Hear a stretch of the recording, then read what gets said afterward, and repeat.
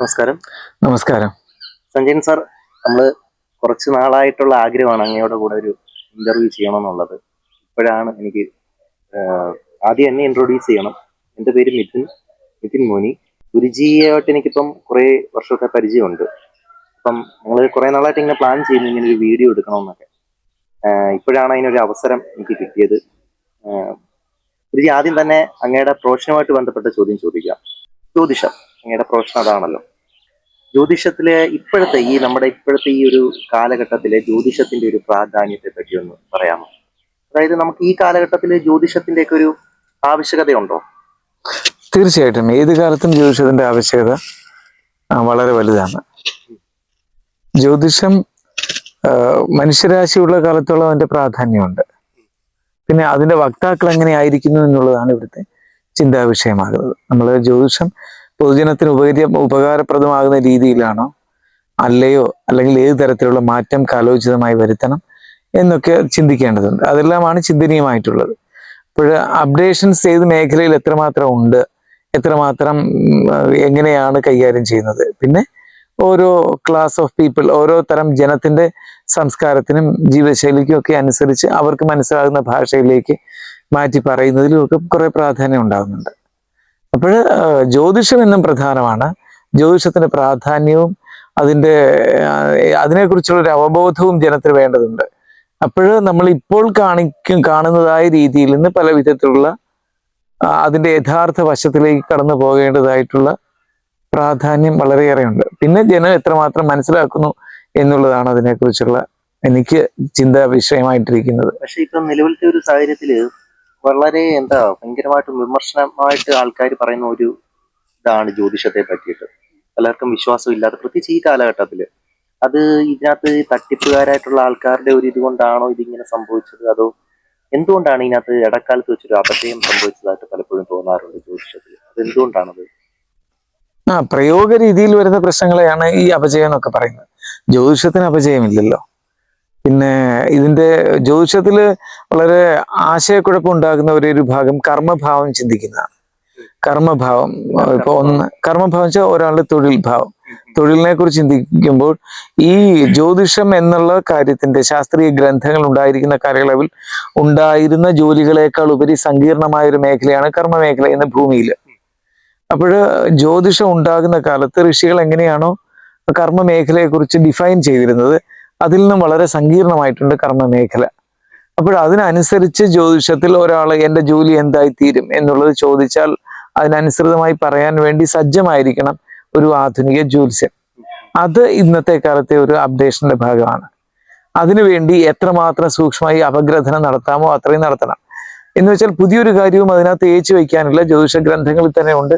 നമ്മുടെ അറിവ് വെച്ച് അതിന്റെ ഭാവനയും നമ്മുടെ അറിവും ചിന്താശക്തിയും എല്ലാം കൂടി ചേർത്ത് കാലോചിതമായി അതിനുള്ള സങ്കീർണമായതും ആഴമേറിയതുമായ ഉത്തരം കൊടുക്കാൻ നമ്മൾ സജ്ജരായിരിക്കണം ഒരു ജ്യോത്സ്യൻ. അതായത് ഇപ്പൊ ഈ കർമ്മത്തെ പറ്റി അങ്ങ് പറഞ്ഞു.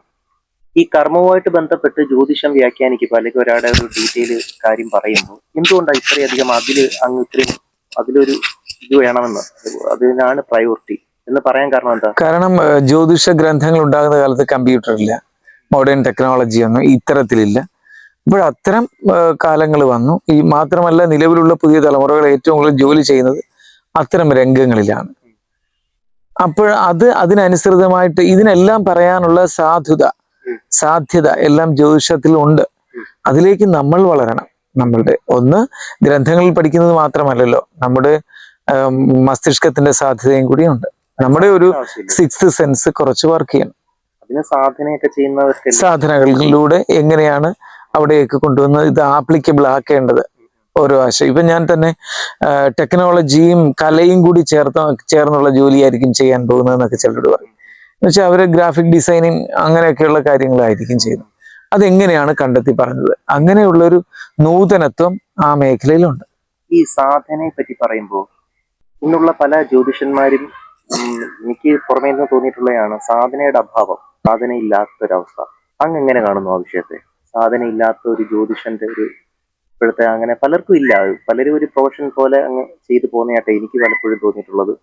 അങ്ങേക്കും തോന്നിയിട്ടുണ്ടായിരിക്കുമല്ലോ തീർച്ചയായിട്ടും, ഈ ഒരു മേഖലയിലുള്ള ഒരു വ്യക്തി എന്ന നിലയ്ക്ക് പറയുന്നു അതിനെപ്പറ്റി. സാധനയുടെ മേഖല. സാധന നമ്മുടെ ഉപബോധ മനസ്സിന്റെ അതിസൂക്ഷ്മമായ തലങ്ങളിലേക്ക് എത്തിയിട്ട് അവിടെയുള്ള സാധ്യതകളെ പുറത്തേക്ക് കൊണ്ടുവരുന്നതിന് വേണ്ടുന്ന മാർഗങ്ങളാണ് സാധനയുടെ പ്രയോജനപ്രദമായ ഭാഗമായിട്ട് ഒരു ജ്യോതിഷി സ്വീകരിക്കേണ്ട വശം. ജ്യോതിഷൻ എന്ന പദം തന്നെ മലയാളത്തിൽ തെറ്റാ, ജ്യോതിഷി എന്നാണ് ശരി. അപ്പോ അത് ചിലരുടെ ധാരണ സ്ത്രീ ആണ് ജ്യോതിഷി, ജ്യോതിഷൻ പുരുഷൻ, അങ്ങനെയില്ല. ജ്യോതിഷി എന്ന് വെച്ചാൽ അതൊരു നപുംസകലിംഗ പദം തന്നെയാണ്. എന്ന് വെച്ചാൽ ആണിനും പെണ്ണിനും ഉപയോഗിക്കാം ജ്യോതിഷി. ജ്യോതിഷ് എന്ന് വെച്ചാൽ പുല്ലിംഗം, സ്ത്രീലിംഗം, നപുംസകലിംഗം എന്നും പറഞ്ഞിട്ട് മലയാള സംസ്കൃതത്തിലുണ്ട്.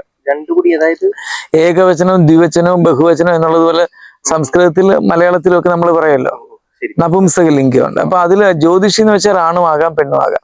അപ്പോൾ ഏതൊരു ജ്യോതിഷിയും സാധനാ ബലം കൊണ്ട്, എന്ന് വെച്ചാൽ മനസ്സിന്റെ അതീവ സൂക്ഷ്മതയിലേക്ക് കടന്ന് അനുനിമിഷം ഇറങ്ങി ചെന്നിട്ട് വേണം ഒരു ഫലത്തെ കണ്ടെത്താൻ. ഒരു പടി നമ്മൾ കണ്ട് സംസാരിക്കുമ്പോൾ സാധാരണ മനുഷ്യർക്ക് 1, 2, 3 പടിയെ കണ്ട് സംസാരിക്കാനൊക്കെ. ഒരു വ്യക്തിയുടെ വിജയത്തിന് ജീവിത വിധിയിൽ 6 പടി അപ്പുറമെങ്കിലും ചിന്തിക്കണം. ഒരു കാര്യം കാണുമ്പോൾ ഏത് വിഷയത്തിന്റെയും 6 തലത്തിനപ്പുറം നിൽക്കണം.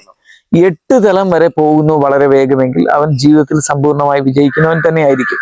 പക്ഷെ ഒരു മനീഷി അല്ലെങ്കിൽ ഒരു ഋഷി എന്ന് പറഞ്ഞാൽ ഈ 8 തലങ്ങളുമല്ല. ഒരു നിമിഷം അതിന്റെ അനന്തതയിലേക്ക് പോയി സംസാരിക്കണം. ഈ അനന്തതയിലേക്ക് പോയി സംസാരിക്കണമെങ്കിൽ അവന്റെ ആ വ്യക്തിയുടെ ഉപബോധ മനസ്സിന്റെയും അബോധ മനസ്സിന്റെയും അനന്ത തലങ്ങളിലേക്ക് എത്തേണ്ടതുണ്ട്.